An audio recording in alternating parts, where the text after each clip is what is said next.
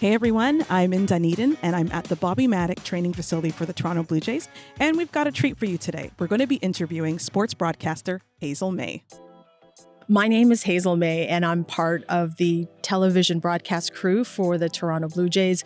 You will likely see me next to the dugout working as the sideline reporter from the field. Thanks, Hazel. I know you've been in the sports broadcasting industry for over 20 years, but let's go back to the beginning and tell me, what was Hazel like at York University? So I've always had an affinity for sports. So I went from university campus to university campus, hoping to get a maybe sports gig as a reporter in one of the campus radio stations. And it just so happens that Sanaya Saperji was the sports director at York University. So she was kind enough to, have me on board. I would be getting press credentials to baseball games and other sporting events, but I tended to go to a lot more of the baseball games over at Rogers Center. So that's how really it all came about.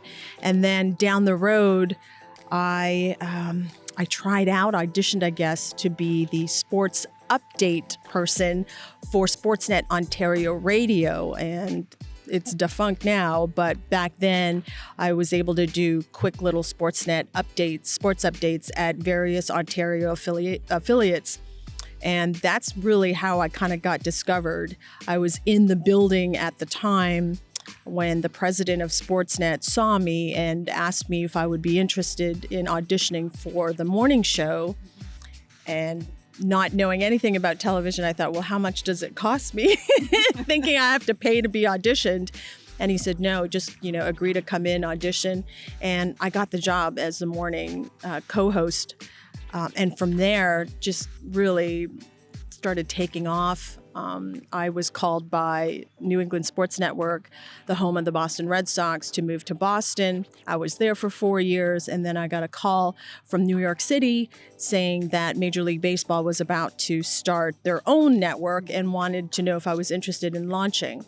So I was there for 4.5 years, and then thankfully I got another opportunity to come home because I was homesick, come home to Toronto and, hook back up with the organization. So it's been a whirlwind 20 years, and I can't believe it's been that long. I still feel like that, fresh-faced, eager, and, determined young reporter way back in the day. And I've just really been lucky to have the opportunity and to be prepared for those opportunities at the same time.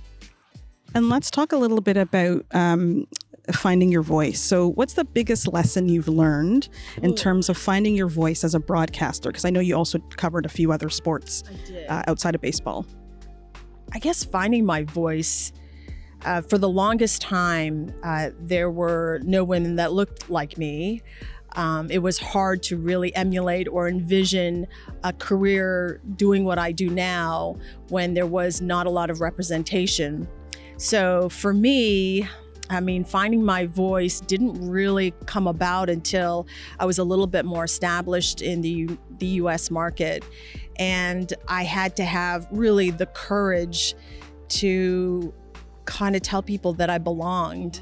And I think that was the biggest lesson for me is I kept quiet, kind of stayed in the corner, didn't cause a lot of grief, or didn't really say anything if I was unhappy about something, because in my mind, I should be grateful that I was there in the first place.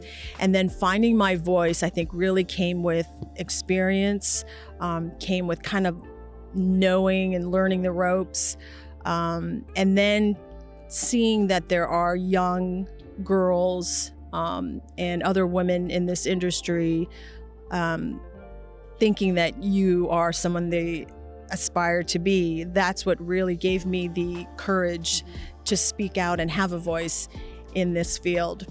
It's a kind of an emotional question you asked me, because you never think that you could affect someone's life or career aspirations, but having a voice and really standing out and being seen is important to other women. Let's talk a little bit about the Gatorade showers. My question to you is, in terms of payback, if there's one player that you could pay back with a Gatorade shower, who would it be? Well, I would have to say, without question, Vladimir Guerrero Jr. Vladdy, I always have to remind myself, is really still a young man playing, a boy's game. And this is his way of celebrating by pouring, ice water or BioSteel over some of his teammates. And the thing that gives me comfort is he does it because something good happened, which is they won. Now, different story. If they lose and I get doused, that I would have to be like, no. You have fans all over the world. Do you have a message for your fans? Oh, geez. All over the world. Thank you for saying that. My mother would be thrilled to hear you say that. I guess my message for fans would be, I'm grateful for their support.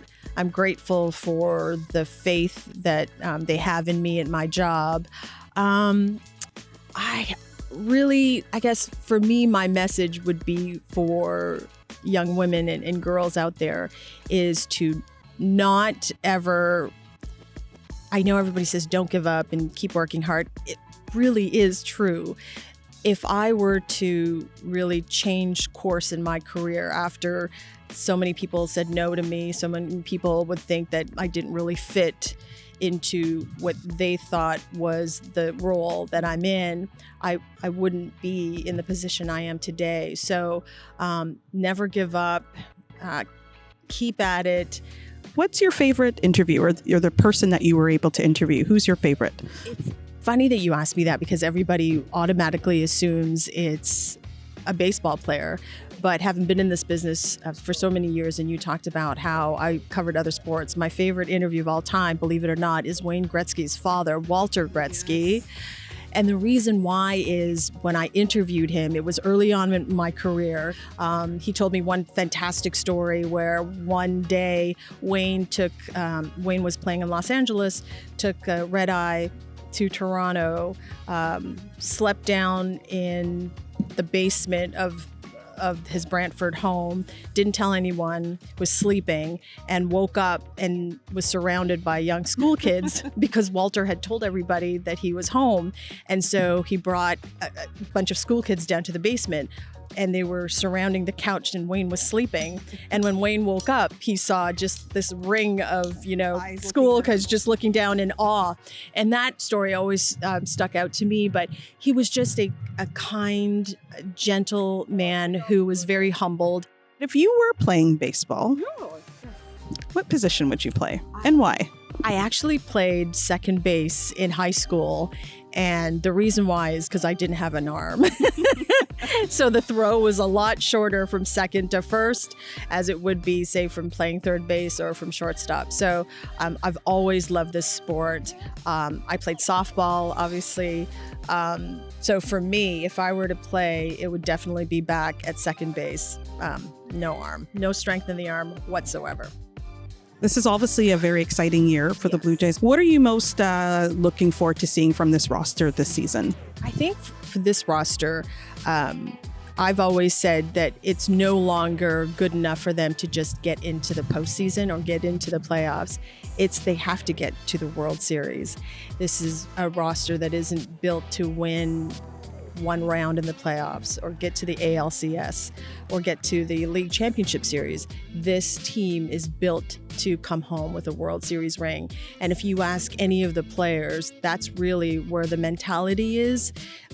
It's how deep can we get into the postseason to ultimately get to the World Series. So for me, that's been the thing that's really struck me about the guys on this roster is they're all thinking about a ring. And yes, you think, well, every team is looking for a ring. But I think in reality, every team knows, whether they're contenders or not contenders. A lot of teams know whether they're on the bubble of just making it to the postseason, or if you're the Dodgers or the Yankees or the Astros or the Padres or the Blue Jays, it's not just good enough to get to play in October. You want to be the last team standing and you want to win that last game of the season. Hazel, this has been a fun interview. I'm so happy we were able to tell your story. Thank you so much for giving us some of your time today. Thank you very much. I'm so happy that you guys made it here to spring training, and hello to all your viewers and listeners out there. So thank you very much.